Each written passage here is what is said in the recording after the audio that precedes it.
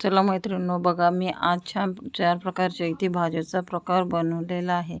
तर मुलांच्या टिफिनसाठी आता स्कूल सुरू होणार, तर मुलांच्या टिफिनसाठी भाज्या कोणत्या बनवायच्या ते आपल्याला सुचत नाही. तर मी बघा इथे 4 प्रकारच्या भाज्या मुलांच्या टिफिनसाठी इथे बनवायच्या कशा, तर तो व्हिडिओ आज आपल्यासोबत शेअर करत आहे. तर सर्वात आधी ही भाजी बघा, ही मुंगाची भाजी आहे. तर ही मुंगाची भाजी मी इथे अशा प्रकारे बनवलेली आहे. तर मी आधी मुंगाची जी डाळ आहे ती छान आधी 3-4 तासाच्या आधी मुरू टाकलेली आहे. त्यानंतर मी त्यामध्ये कांदा वगैरे सगळं टाकून ती भाजी फोडणी देणार आहे. तर बघा मी इथे तेल तापायला ठेवलेलं आहे आणि त्यानंतर मी त्यामध्ये लाल मिरची आहे ती वाळलेली ती मिरची घालत आहे, कांदा पण घालत आहे.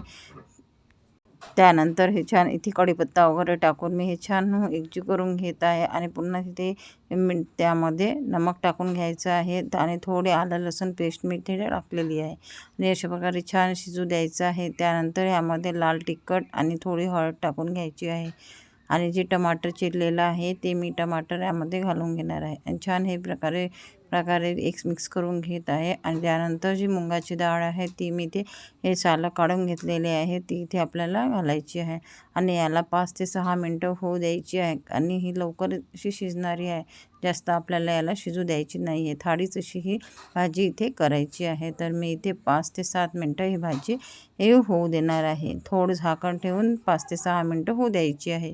बघा ही छान प्रकारे भाजी झालेली आहे. तर मैत्रिणींनो बघा, मुलांच्या टिफिनसाठी छान प्रकारची भाजी इथे मी तयार केलेली आहे आणि मुलांना पण ती खूप आवडते, म्हणून मी अशा प्रकारे ही एक भाजी आपल्यासोबत इथे शेअर केलेली आहे. त्यानंतर आपल्याला बघा ही जी भाजी आहे एका बाउलमध्ये काढून घ्यायची आहे, सांबार टाकून घ्यायचा आहे आणि एका बाउलमध्ये मी इथे सर्व करून घेत आहे. त्यानंतर बघा ही जी दुसरी भाजी आहे, दुसरी भाजीला मी इथे टमाटर, कांदा, हिरवी मिरची आणि सांबार चिरत आहे. तर बघा हा आपल्याला व्यवस्थित चिरून घ्यायचा आहे आणि त्यानंतर बघा मी इथे एक कांदा घेतलेला आहे, एक टमाटर घेतलेला आहे आणि 2-3 हिरवी मिरची घेतलेली आहे आणि थोडा सांबार घेतलेला आहे. आता हे मी सर्व चिरून घेतलेलं आहे. आता मी इथे एक कढई ठेवलेली आहे. या कढईमध्ये मी तेल घालून घेतलेलं आहे. आता आपल्याला इथे थोडं जिरं आणि थोडं मोहरी घालून घ्यायची आहे आणि बघा हिरवी मिरची आहे ती घालून घ्यायची आहे आणि छान होऊ द्यायची आहे. त्यानंतर मी कांदा घातलेला आहे. कांदा झाल्यानंतर आपल्याला इथे थोडं कांद्यामध्ये लवकर शिजायला हवं यासाठी इथे नमक घालून घ्यायचं आहे.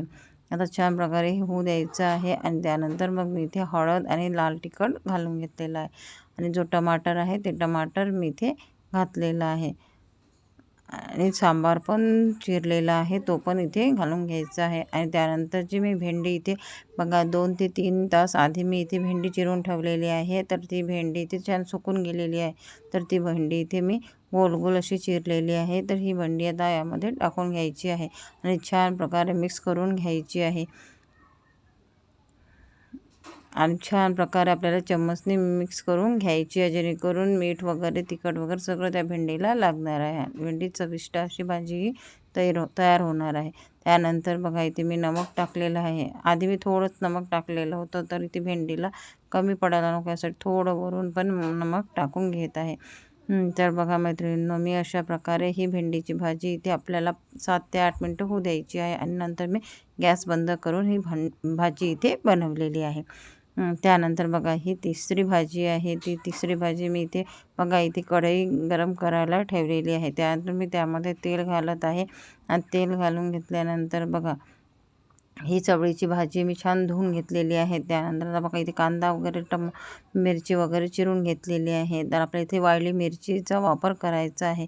तर मी इथे 3 ते 4 वाळली मिरची घेतलेली आहे आणि त्यानंतर ती छान तेलामध्ये होऊ द्यायची आहे. थोडं मी इथे 1 लसणाची पाकळी पण घेतलेली आहे आणि त्यानंतर जो कांदा आहे तो कांदा आपल्याला टाकून घ्यायचा आहे. मी इथे 2 कांदे घेतलेले आहे, कारण चवळीच्या भाजीला कांदा जास्त टाकला की छान भाजी तयार होते. आणि इथे बघा 1 टमाटर आहे, ते सुद्धा मी घालून घेतलेलं आहे. आता छान हे शिजू द्यायचं आहे. हे शिजल्यानंतर त्यामध्ये हळद, थोडं लाल तिखट घालून घ्यायचं आहे आणि जी भाजी चवळीची जी सुकलेली आहे ती छान धुवून मी सुकवलेली आहे. तर मी ते 1 तासाआधीच धुतलेली आहे आणि छान पिळून ती सुकवून दिलेली आहे. त्यानंतर बघा पाणीच कोणत्याच प्रकारचं सुटलेलं नाही आहे आणि छान प्रकारे ही मिक्स करून घ्यायची आहे. आणि हे मी बघा इथे छान प्रकारे मिक्स करून घेत आहे.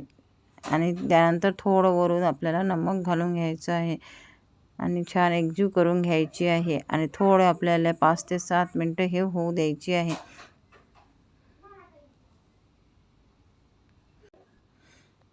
तर बघा आता ही बघा मैत्रिणी छान प्रकारे भाजी इथे झालेली आहे. तर आता मी एका भांड्यामध्ये काढून घेणार आहे. तर बघा छान प्रकारे ही भाजी इथे तयार झालेली आहे.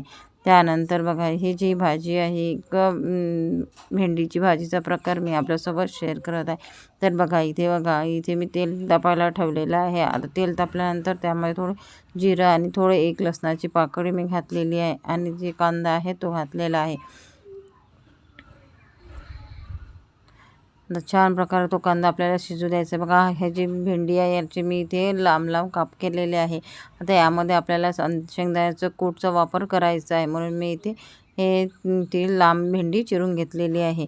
आता हे बघा एक कांदा वगैरे टाकलेला आहे. त्यानंतर मी जी लाल मिरची आहे थोडी लाल मिरची वापरलेली आहे.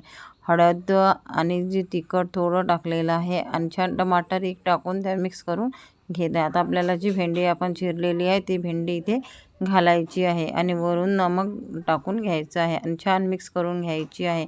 मिक्स झाल्यानंतर त्याला छान प्रकारे इथे बघा मिक्स झाल्यानंतर त्याला एक वाफ येऊ द्यायची आहे. आता मी इथे भेंडी शिजायला हवी यासाठी मी इथे झाकण टाकून ते शिजून झाकण तर छान तिथे झाकून बघा ते छान प्रकारे इथे शिजलेली आहे. आता यामध्ये मी इथे हे बघा ह्या जी भेंडीची भाजी झाली आहे त्यामध्ये शेंगदाण्याचं कूट घालून घेत आहे आणि छान प्रकारे हे एकजीव करून घेत आहे. आता शेंगदाणे मी आधीच भाजलेले असल्यामुळे मी इथे 2 ते 3 मिनटंच होऊ देणार आहे आणि गॅस बंद करून घेणार आहे.